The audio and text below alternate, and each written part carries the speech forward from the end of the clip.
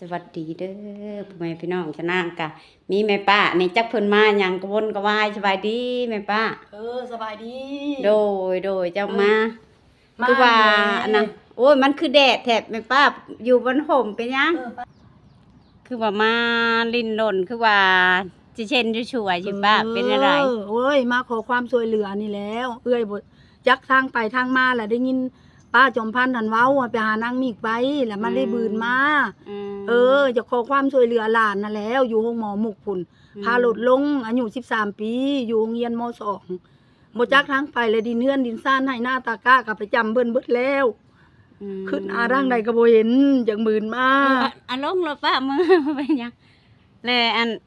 เฮ็ดอะไรเพิ่นเป็นแห้งใช่ป่ะป้าแห้งอะแล้วคืนหนึ่ง50,000บัดนี้ผ้ากะโหลกหัวหันออก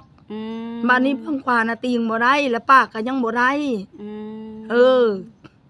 แล้วก็บ่คิดหาบ่อนใดก็บ่เห็นบัดนี้นั่งให้นอนให้อยู่ล่ะดินเฮือนดินท่านแม่นหยังก็บ่มีแล้วลูกเจ้าบ่ป้าลูกนางแว่หลานโดยเจ้าหันป้าชื่อหยังก็ขอโทษด้วยป้าพอได้เฮาสิได้บอกแม่เขื่อนบ่แลกันเป็นถามน่ะเขื่อนพ่อแลบ้านสมพัดซอยเข้าทางวัดอันสมพัดนั่นแหละวัดสมพัดเหนือซอยเขื่อน24นั่นแหละซอยตัวบนขายเครื่องแค่ว่าเพิ่นสนใจแล้วก็ขอเด้อให้ซอยให้สู้ลูกหลานแน่ทุกยากปากมองแล้วบ่จักรังไปบืนหาใส่ก็บ่เห็นโดยก็ถือว่านักเติบแล้วโอ้ยจะนั่งกับบ่ฮู้พ่อแม่พี่น้องเห็นเพิ่นมาปัดขี่รถเป็นเช่นชัวร์ว่าเอาป้าละมาหยังเด้จะนั่งกับบ่เคยเห็นละมาบ่จักทางไปแล้วจักเฮ็ดแนวใดว่ะได้ยินนั่นน่ะป้าจอมพันธ์นั่นแหละโดมมาแง้วไปแนะนำละเลยบืนมาย่างลัดทุ่งมาเฮานั่นได้ย่างมาได้โดยข้าวก็บ่ได้กินทางนั้นก็แม่เอ้ยเฮ็ดแนวใดจะเอาไปเบิ่งลูกคึดซอยแน่เบิดทางไปสิเอาหลานมาปะตามื่นเมาอยู่เฮ็ดแนวใดถือว่ายังบ่ดียังบ่แล้วเนาะผ่ากะโหลกนะยังบ่แล้วผ่ากะโหลกนี่เอากะโหลกออกบาดนี้แหละกันดีกันเศร้าแล้วจังเอาใส่ไม้เพิ่นเว้าน่ะแล้วแต่ขอตัวนี้ก่อนกันนะท่าว่าเพิ่นช่วยเหลือ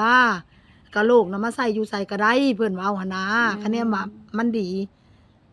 มันติงบ่ได้เลยเบื้องขวาค่ะโดยขอโทษขออภัยด้วยแม่ป้าขอโทษขออภัย FC หลายคนฉะนั้นก็สิถามว่าต้นเหตุมันเป็นจังไดกับผู้เกี่ยวหรือว่ารถเพิ่นมาชนบ่หรือมาต่ำหรือว่าเป็นจังไดป้าแบบนี้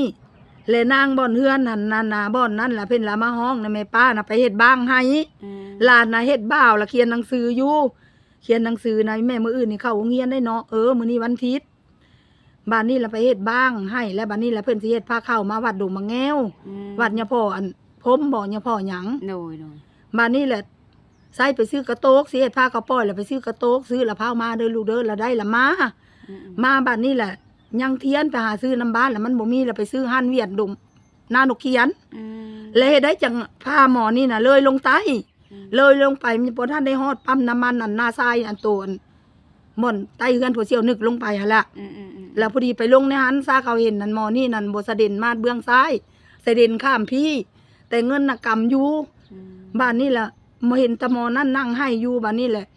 คนกระท่าหลายคนมาดงมะแง้วก็เห็นบ้านนี้แหละพวกเสียงขวางเขาละเห็นแหละเขาท่าคนหลายคนมาแล้วเขาละอีดูสงสารแล้วเขาละโจมคนนี่มาเข้าห้องหมอสมพัฒน์จักลูกไผหลานไผแล้วมานี่จังวูจักอีเลอเปิดเจิงเฮาก็ได้บ่จักหน้าจักหลังหยังลูกเอ้ยแบบรถลงเองเนาะลงเองเขาว่าตำลักมาลายหมอนั้นน่ะมันครับนี่ตั้งมือลมมือวันอาทิตย์น่ะลมแห้งแม่นมือนั้นแหละเป็นมื้อวันอาทิตย์เลยเป็นมื้อวันอาทิตย์โน่เฮาก็โอ้ยได้ยินแต่ข่าวแต่เฮาบ่ฮู้ว่าลูกหลานเจ้าป้าเอ้ยเฮาก็ได้เฮาบ่ฮู้นั่งอยู่ในเรือนกลางคืนกับภาวนาเพิ่นเว้ามองใดก็ไปเบิ่งเป้าทางมุนกับเป้าโอ้ยยืมบ่อนหั่นบ่อนนี่แหละเบิดแล้วเด็กงัวควายก็ขายเบิดล่ะดินเฮือนก็ประจำเบิ่นแล้วล่ะบ่มีหยังเดี๋ยวนี้จังมาขอความช่วยเหลือจากนางมิกนี่แล้วซอยแน่เอื้อน้องก็ได้เฮาว่าเบิดทางไปล่ะย่างมาแล้วลัดทุ่งนามาใส่เฮือนบรรซ่านี่แหละมีแต่มือ10 นิ้วนี่แล้วบ่จักหยัง น่าอีตุนสงสารเนาะ เออ โอ้ กำลังเรียน จะฮ็ดอะไรแหละ ย่านหมู่ลื่นแต่ถ้าเรียนหนังสือน่ะบ่ได้ เรียน ขาด ห้องเดียวกับลูกสาวของชาวนางพ่อแม่พี่น้องนี่อยู่มอเดียวกัน ม.2 มสองแต่เพิ่นอยู่ห้องหนึ่งแต่ลูกชาวนางอยู่คนละห้องโอ้คนละห้องแต่โรงเรียนเดียวกันเนาะ เออ ดู ทั้งผู้น้องว่าอีแม่จักไผมาถามหาไอ้เจมส์อ้ายเจ้าอยู่ไสเขาก็บอกว่าอ้ายคอยอยู่ห้องหมออ้ายคอยอันโซนะ มีผู้สาวแล้วมาถามหาโอ้ยอ้ายบ่ทันมีผู้สาวดอก ยันน้องนุ่งแม่เว้าน่ะ เออ ดูเฮาก็สิได้โทรหาคาบ่เตียงเฮาก็สิบอกก็สิช่วยเจ้า เออ จำมาซอยได้ไหมป้า ซอยทำใดก็ซอย อยากช่วย เออ ทางเฮาสิโทรหาทางบ่เตียงเพราะว่าเพิ่น FC เพิ่นหลาย จะนั่งกะสิภาคอยู่บางทีก็มี FC ช่วยจักเล็กจักน้อยพอได้ พอได้ตื่น ช่วยกัน ค่าหมดค่าหมอค่ายาซ้ำใดบ่ได้ตี ให้เพิ่นติดตามให้เพิ่นเบิ่งในเจ้าก็ไล่ไปแน่ หัก นางแพ้มันก็ไล่อยู่โอ้ยมันเว้านะไผเห็นค่ะอีดูสงสารนี่เด้อทั้งเว้าทั้งให้นะสาวค่ะบ่จักในเฮ็ดน่ะอยู่ห้องหมอหั่นล่ะ มันหักเฮ็ดไรเนาะความเป็นแบบซี่มันก็เงินคำมันก็ใช้หลายนะแม่ป้า ใช้หลายเบิด โอ้ย 300,000 400,000แล้วได้เฮาเบิดหามันบ่มีแล้วบัดนี้จังว่าบืนมาหาเจ้านี่แล้วคิดหาใส่บ่เห็นแล้วนั่งอยู่นอนอยู่สิไปอยู่หม้องไหนเด้สิกลับเมื่อบ้านเก่าบ่ ขอดเบิดเนาะ เบิดบ่มีหยังเลยเพื่อนก็เป็นของเพิ่นล่ะ ดินไห้ดินนาเป็นเบิดบ่มีหยังอยู่ตะโตซื่อๆจังบืนมาหาเจ้านี่แหละให้ขอเนี่ยได้ก็ขอความช่วยเหลือจากเจ้านางเอ้ยให้เจ้าหังเจ้ามีผู้ช่วยเจ้าช่วยเอื้อยก็ได้อีหล่าเอ้ย โดยเฮาก็สิพยายามสิติดต่อหาทางเบาเตียงนั่นแหละให้เบาเตียงไปหาเจ้าเฮาก็ได้เพราะว่าเฮาเองมันก็ไปบ่ฮอดเฮาก็สิช่วยได้จำช่วยสมมุติว่า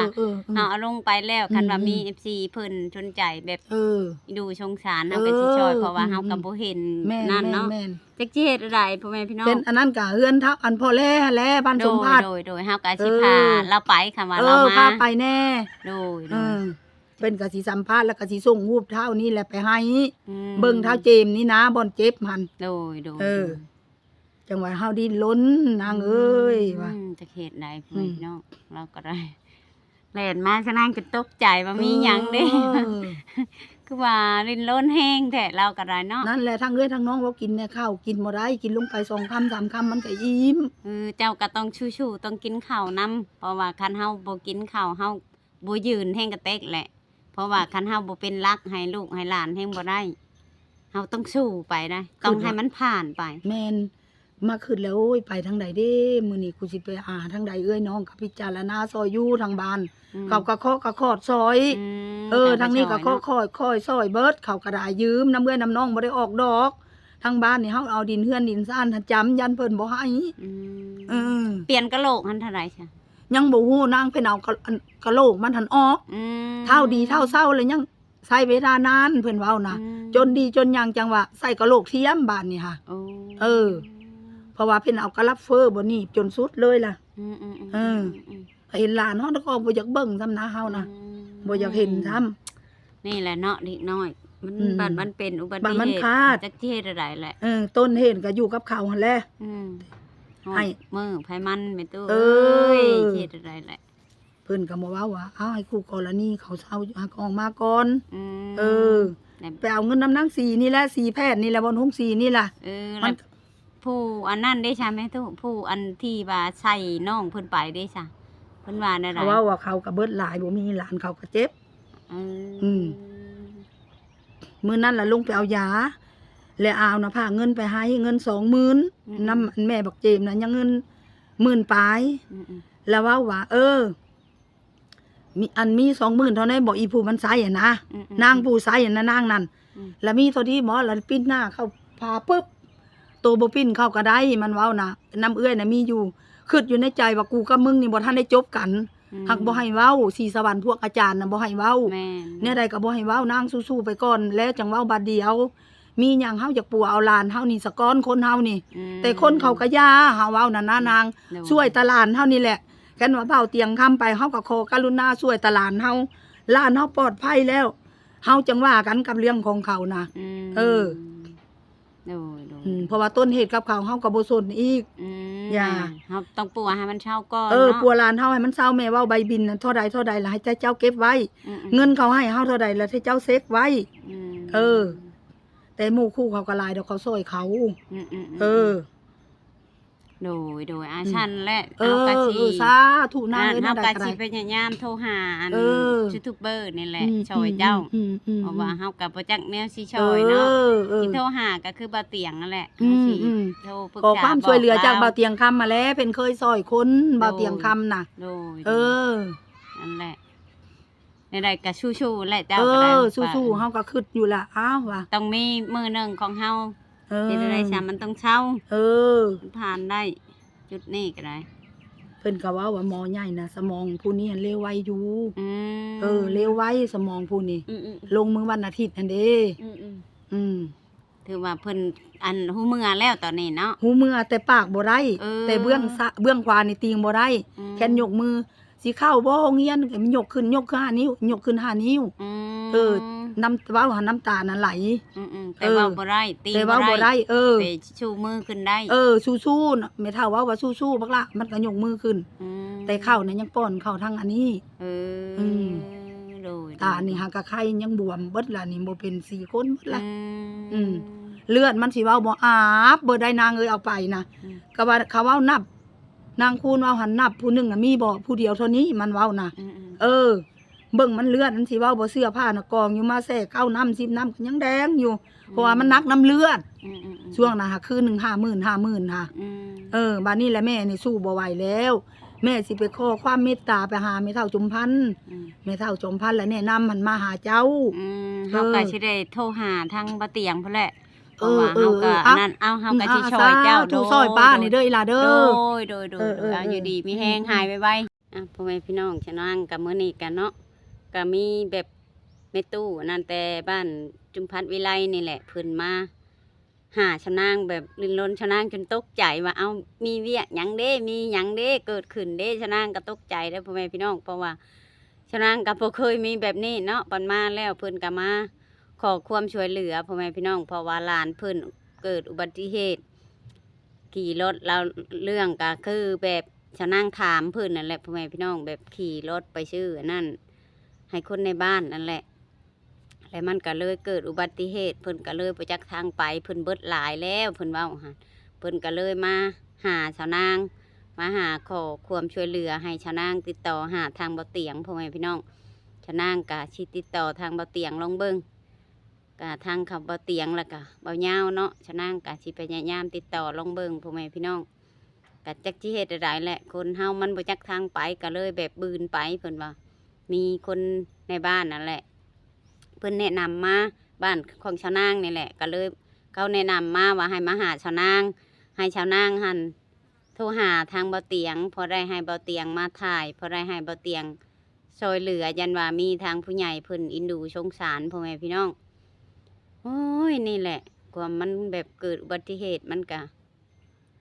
ได้เบิดทุกมื้อพ่อแม่พี่น้องตื่นมาเห็นหน้าจังว่ายังคนเฮาเนาะคณะสงสารน้องเพิ่นเป็นนักเรียนอยู่โรงเรียนเดียวกันบ่อนลูกชาวนางไปเรียนนั่นแหละแต่อยู่คนละห้องพ่อแม่พี่น้องแต่อยู่โรงเรียนเดียวกันหัวกะโหลกแตกเพิ่นว่าชาวนางก็ถามแม่ตู้เล่ารายละเอียดว่ามันตำมาลายว่าน้องเพิ่นน่ะขี่รถไปตำมาลายในทางโค้งไปบ้านนาทรายหัวกะโหลกแตกเพิ่นแบบว่าเอากะโหลกทางในออกแล้วอยากเปลี่ยนกะโหลกใหม่เพิ่นก็เบิดหลายแสนแล้วพ่อแม่พี่น้องขายให้ขายหน้าขายเฮือนขายซ่านขายไปเบิดไปจักทางไปเพิ่นว่าก็เลยมาหาชาวนางให้ชาวนางติดต่อหาทางเบาเตียงสั่นคลิปนี่เนาะทางผู้ใหญ่จะดีทุกท่านแฟนคลับFCทางชาวนางกะผู้ใดเห็นคลิปนี่กะใครแบบมีจิตกระใจอยากทำบุญทำทานแบบอยากซอยน้องเพิ่นพ่อแม่พี่น้องอยากซอยทางน้องเพิ่นพอได้เล็กๆน้อยๆส่วนอันซอยโฮมกันกะติดต่อมาทางชาวนางได้เด้อพ่อแม่พี่น้องกับทางเพจมุกและชาวนางกะสิเอาเบอร์ขึ้นเอาเบอร์โทรขึ้นแล้วก็ติดต่อหาชาวนางทางเพจมุกได้พ่อแม่พี่น้องทางเพจเนาะชาวนางกะสิเอาขึ้นให้พี่น้องติดต่อหาชาวนางได้เพราะว่ายันว่าอยากซอยน้องเพิ่นสงสารน้องเพิ่นพ่อแม่พี่น้อง เรากลับมาหาชะนางอยู่เฮือนพี่แหละชะนางกับบ่เห็นดอกเพราะว่าเพิ่นอยู่มุกดาหารเพิ่นไปปัวอยู่พุ่นพ่อแม่พี่น้องเพราะว่าอยู่ลาวอยู่ชวรรณเขตเพิ่นเอาบ่ได้ก็โลกแตกเพิ่นก็ส่งความไทยพ่อแม่พี่น้องไปจากซอยน้องเพิ่นก็ติดต่อมาหาชะนางได้เด้อพ่อแม่พี่น้องสงสารยายเพิ่นให้ทั้งห้องไปจากแนวเฮ็ดเพิ่นก็แล่นมาหาให้ชะนางช่วยชะนางกับ